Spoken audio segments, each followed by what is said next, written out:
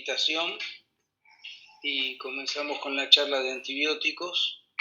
Y bueno, ¿qué es lo más importante o de las cosas más importantes con los cuales manejamos antibióticos en la oftalmología? Por supuesto es la antibioticoterapia y la profilaxis quirúrgica, y quisiera empezar por acá.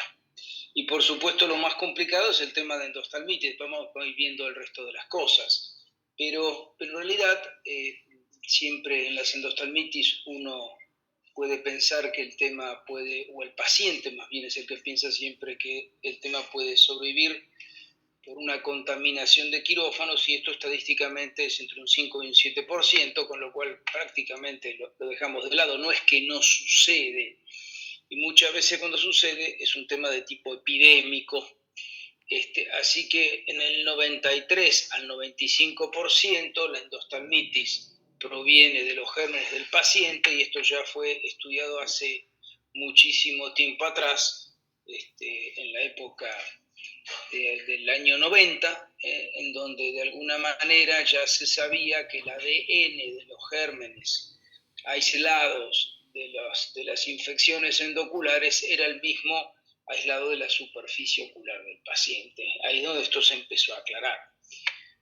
Por lo tanto, hay muchas cosas que podemos ir haciendo sobre esto, y por otro lado no tenemos que olvidar que estamos operando gente de más de 50 años, y generalmente el 50% de los que se operan de cataratas tienen entre 65 y 74 años de edad, y no hay ninguna duda, esto es un trabajo del año 21, de los efectos del envejecimiento del sistema inmunológico, y acá la actividad inmunológica no es la misma, además habla de cáncer, pero sobre todo de tema de infecciones, con lo cual por un lado tenemos la flora, por un lado tenemos pacientes añosos a los cuales operamos, y esto en algún momento puede terminar siendo una combinación complicada. Así que por supuesto que sí, usamos la antibioticoterapia como profilaxis quirúrgica. Tenemos también un tema muy importante con la revisación del paciente. Acá esto es un tema a veces difícil, ya que si nosotros somos el mismo cirujano que lo opera, la chance de que ocurra algo en una X cantidad de días sin controles al paciente previos a la cirugía es poco probable, pero si formamos parte de algún centro oftalmológico donde se deriva al paciente al cirujano, a veces pasa muchísimo tiempo y las condiciones externas del ojo van cambiando. La recepción del paciente en ese quirófano también es importantísimo. ¿Quién es el primero que recibe al paciente en el quirófano? Seguramente van a ser las secretarias de la institución, a las cuales tenemos que tener sin duda advertidas de que no puede pasar una persona que tenga un ojo rojo, no puede pasar al quirófano ni el paciente ni los acompañantes. Lo que dijimos antes, el tiempo transcurrido desde la última consulta, pueden variar muchísimo las cosas si pasan muchos meses. No es lo ideal, sé que esto es lo que ocurre muchas de las veces, pero tengámoslo en cuenta también. Y por supuesto tradicionales, desde los antisépticos, que siguen siendo la principal barrera que nos protege de las infecciones posquirúrgicas. Los antibióticos vamos a usar pre y posquirúrgicos, ya vamos a hablar de ellos, y a partir de estos protectores oculares, que creo que son muy importantes en el restregado sin querer a veces de los ojos al descansar, al dormir, o simplemente no le presté atención, lo hice, o situaciones muy particulares en cada uno de los pacientes, y por supuesto un seguimiento con una hoja posquirúrgica entregada donde la situación le sea clara y no tenga que adivinar qué ponerse. Por lo tanto, todo esto tiene que ser en forma absolutamente personalizada. Tenemos el establecido para todos, pero cada paciente tendrá su riesgo. El primer control, por supuesto, tiene que ser al otro día. Todo lo que hacemos de rutina, aunque lo hagamos rapidísimo, rápido la agudeza habitual, rápido la penetración, hiperemia, congestión, dónde se ubica, cómo está la incisión principal, cómo está la segunda mano, córnea, cómo está la cámara anterior, el Tyndall. Habitualmente uno sabe qué es lo que deja a partir de la cirugía el primero o segundo día, si para uno es habitual o no es habitual, o para ese cirujano no es habitual. Vamos a inspeccionar rápidamente cómo está la lente intraocular, saco capsular, y un vistazo, aunque sea por reflejo posterior, de cómo puede estar eventualmente el vitrio. Y si en esto por supuesto, en esas 24 primeras horas donde todos hacemos los controles, aunque tengamos presente que estadísticamente las endostalmitis se dan desde el primer día al tercero inclusive, de acuerdo a la virulencia del germen, bueno, se queda en la sala, lo vuelvo a mirar, lo cito nuevamente en horas, lo cito al otro día, todas las variantes que ustedes puedan hacer para que nada se nos pase.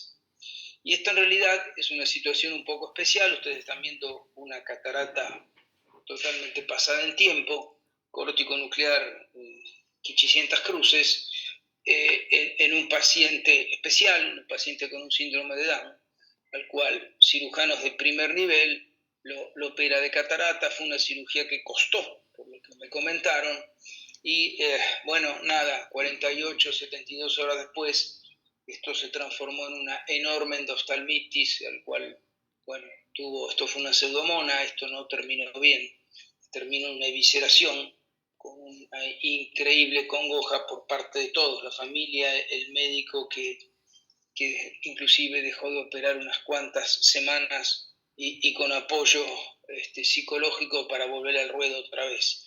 Entonces, ¿qué quiero decir con esto? Que a veces uno tiene en cuenta ciertas cosas y no las otras. A ver, no se nos va a pasar una conjuntivitis y no se tiene que pasar ni siquiera cuando el paciente llega a la recepción, en la sala de espera del quirófano, pero eventualmente se puede pasar una blefaritis. Y son sin duda las blefaritis anteriores las que con más probabilidad se puedan pasar, y esto puede ocurrir. Un diabético tiene más chance de producirla, un paciente de 85 años estadísticamente también.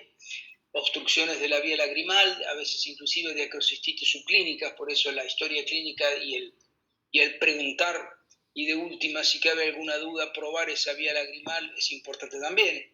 Si tengo un ojo seco con alteración en el film precorneal y estoy usando una enorme cantidad de gotas y estoy usando inmunomoduladores, esa flora no va a ser la misma que la de otro paciente. Usuarios de lente de contacto o prótesis contralaterales y el toqueteo del ojo la mayor parte de las veces selecciona una flora. Infecciones sistémicas eventuales, infecciones sistémicas repetitivas porque está produciendo seso, una dermatomicosis, hemos visto muchas veces micosis en piel y micosis en uña, y terminó siendo una micosis de la incisión quirúrgica. Pacientes inmunosuprimidos o inmunomodulados o inmunosuprimidos por medicación, anomalías anatómicas palpebrales, cirugías previas oculares y generales, córneas descompensadas o alteraciones tróficas, ni que hablar antecedentes de endostalmitis, abscesos o empleo de colirios permanentes y frecuentes, como pueden ser un paciente, por ejemplo, con más de una medicación para glaucoma.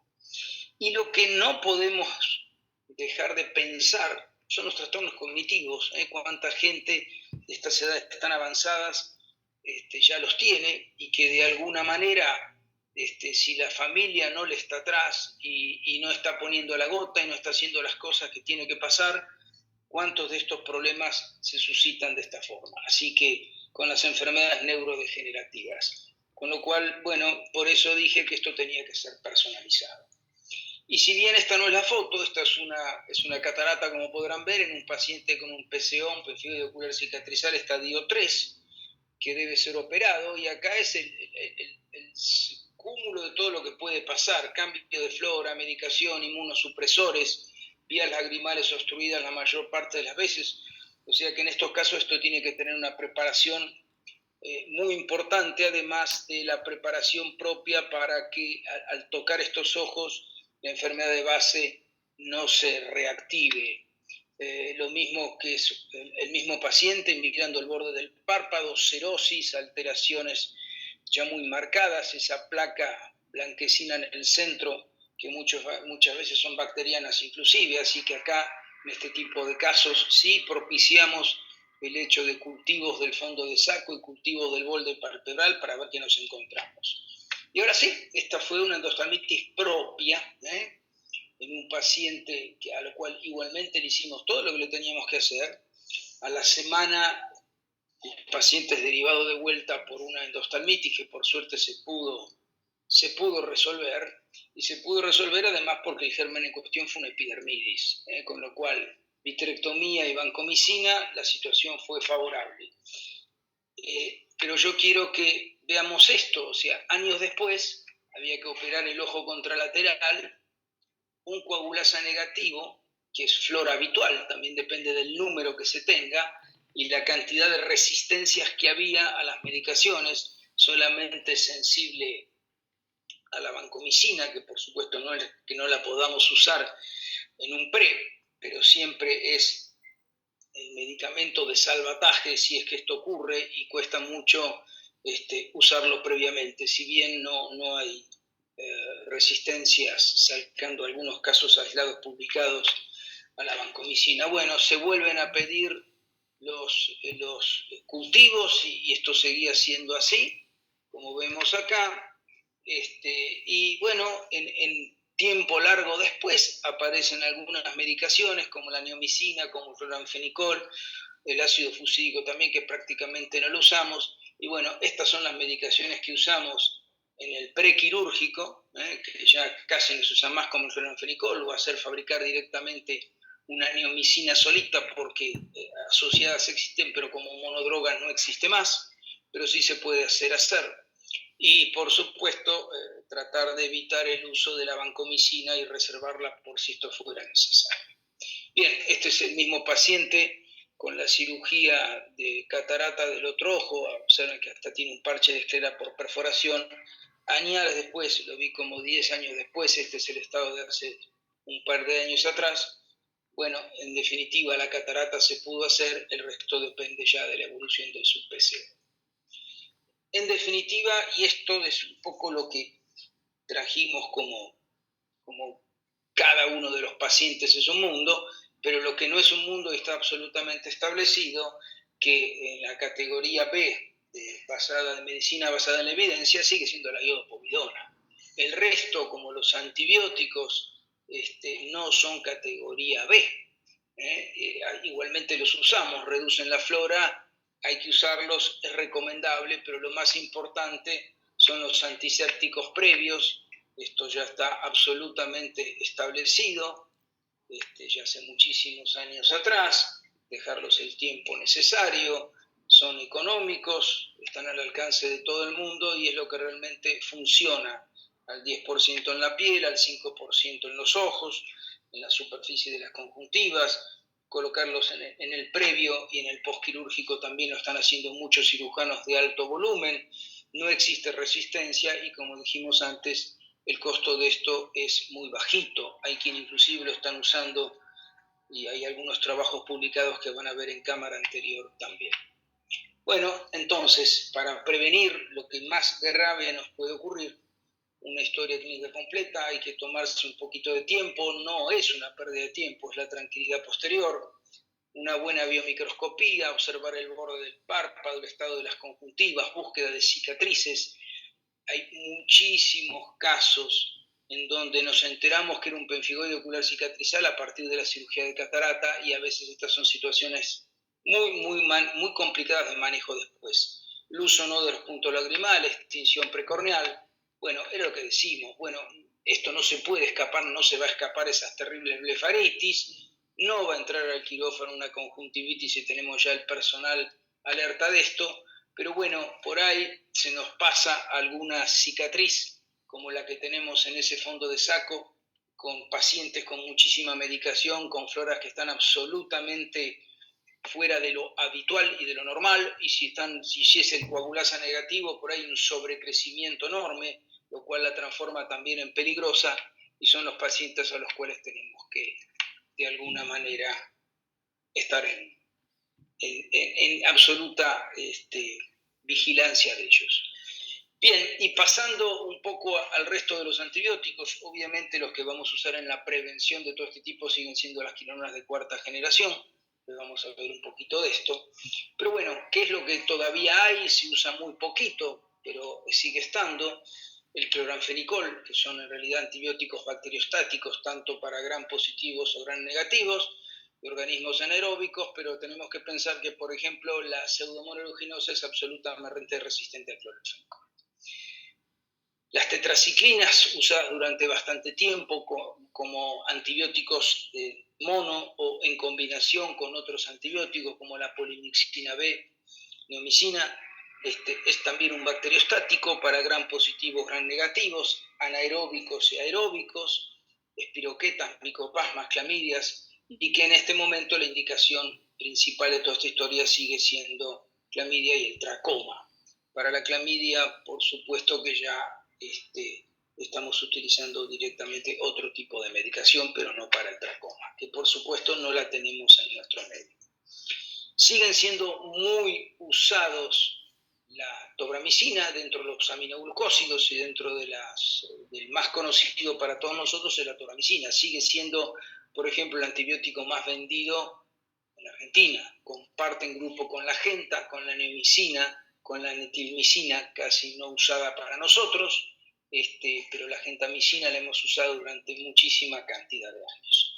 Estas ya no son bacteriostáticos, estos son bactericidas para gram negativos aerobios y facultativos, para enterobacterias, activas sí contra Pseudomonas aeruginosa, entonces a veces solas o como decíamos antes asociadas a polimixina o algún antibiótico más. La neomicina también la habrán encontrado descripta para el uso de ciertos protozoarios como son las acantamebas. Sí, en algunos casos producen algún tipo de reacciones en dermatitis y conjuntivitis de contacto. Inclusive van a ver que la tobramicina lo puede hacer en muchísimo menor cantidad de casos que la neomicina.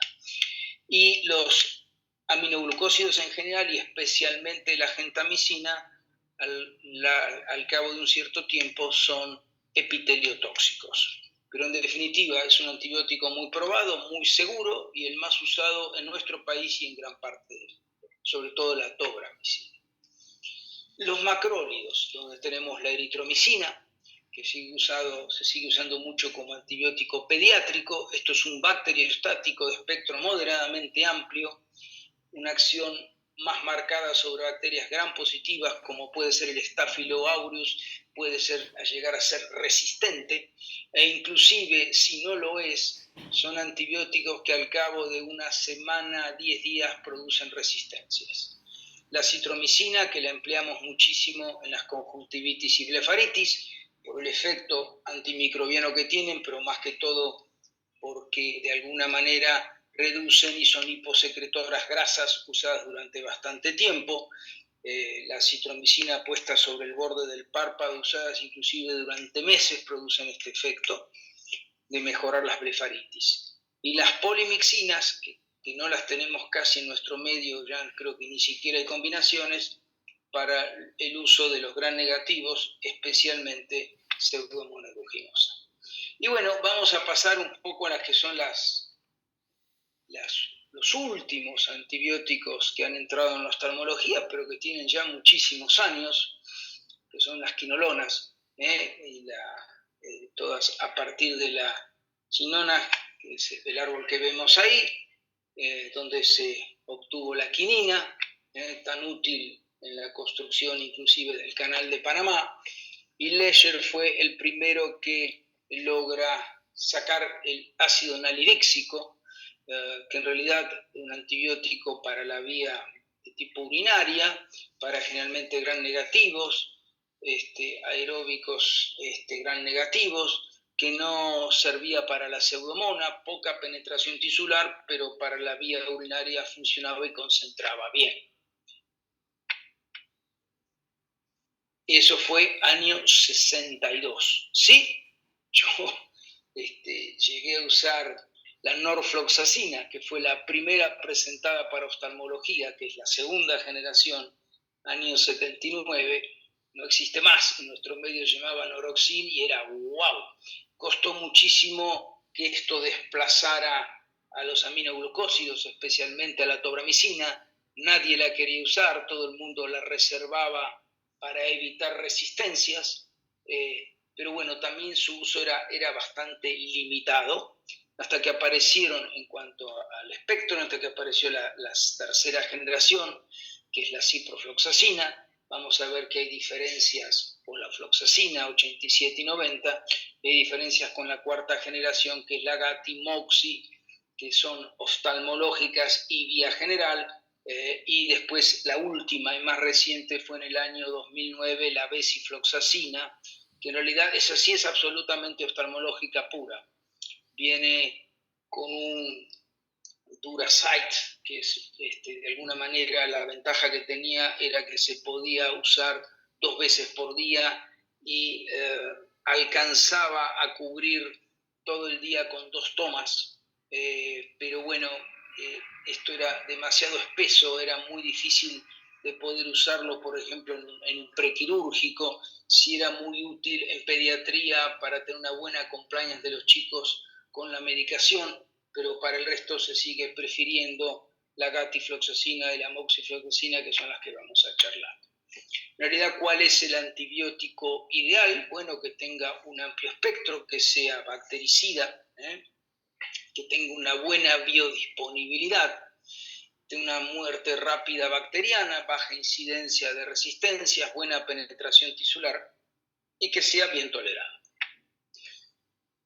En cuanto al tema de la resistencia, que bueno, esto es un poco lo que nos toca vivir en los últimos años, ya no es tanto como había antes, esto es una pelea eterna de no pasar de un antibiótico, de cuidar esto. Bueno, ya está visto que no somos, desde hace unos cuantos años, los oftalmólogos, un poquito los culpables de toda esta historia. Entonces, por supuesto que sí, durante el uso sistémico de los antibióticos, uso inapropiado, incumplimiento del paciente, uso de antibióticos, sobre todo en la alimentación animal. No hay pellets de los que les ocurra que no tengan antibióticos metidos, como antimicóticos también.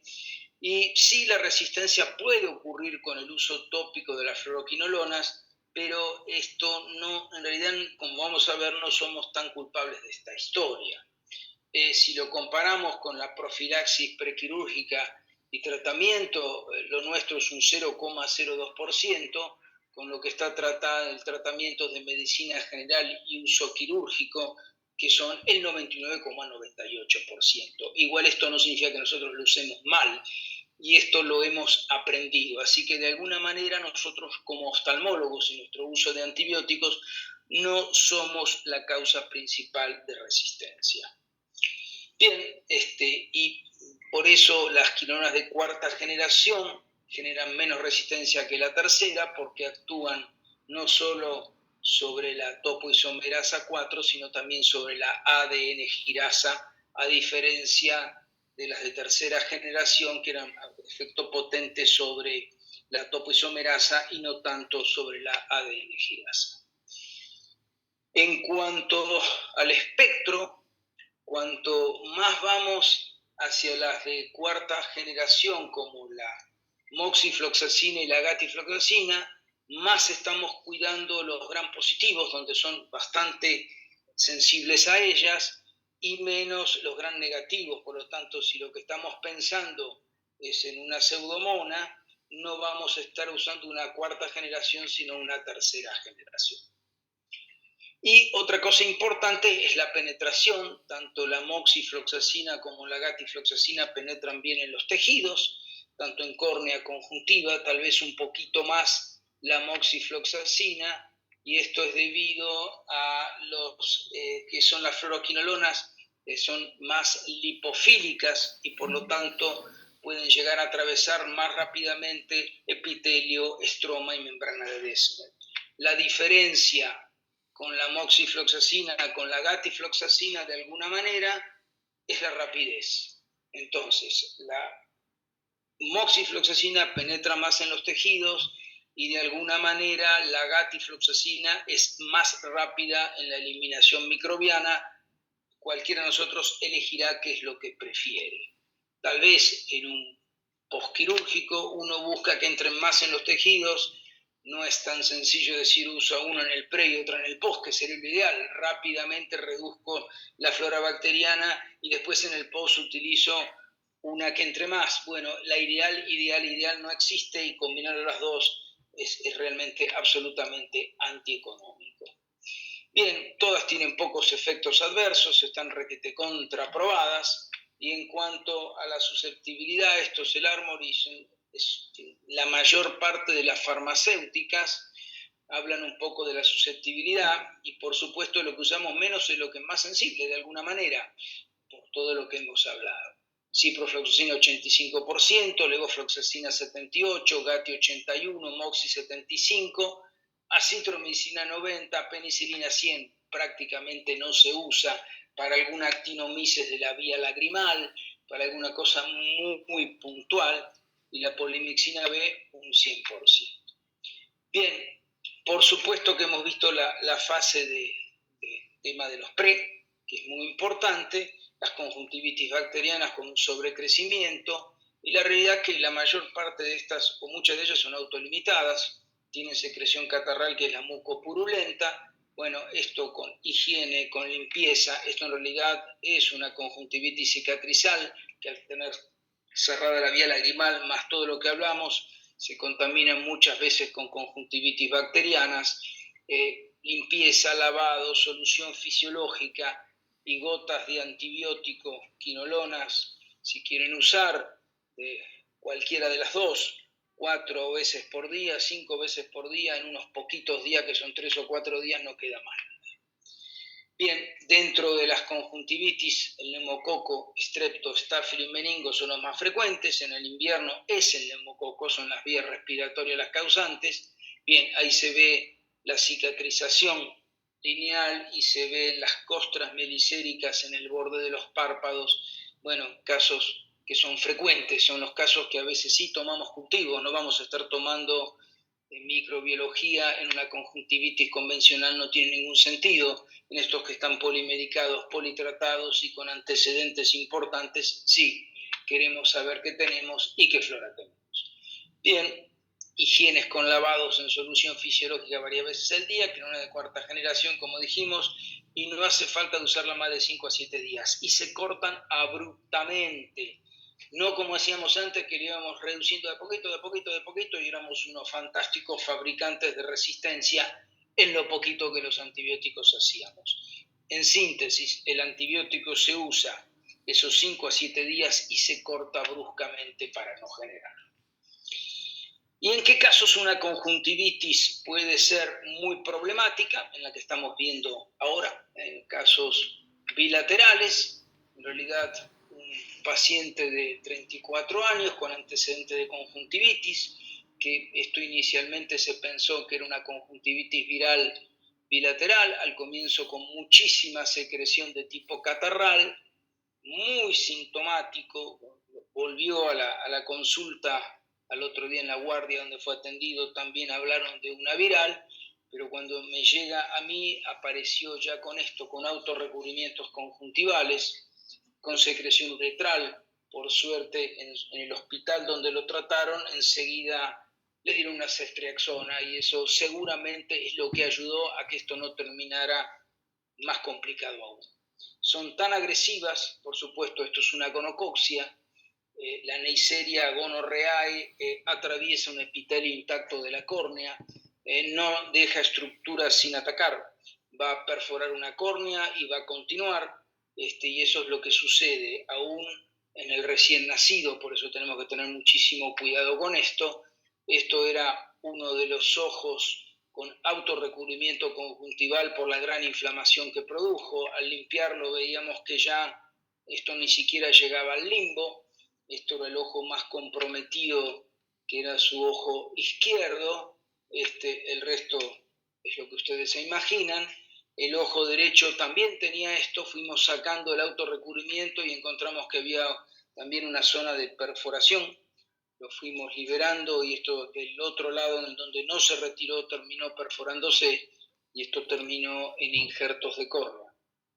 El del ojo derecho, aún en cirugía de catarata, injertos en caliente, aún conserva una muy buena agudeza visual y tengo entendido que al ojo izquierdo estaban por hacer un injerto endotelial.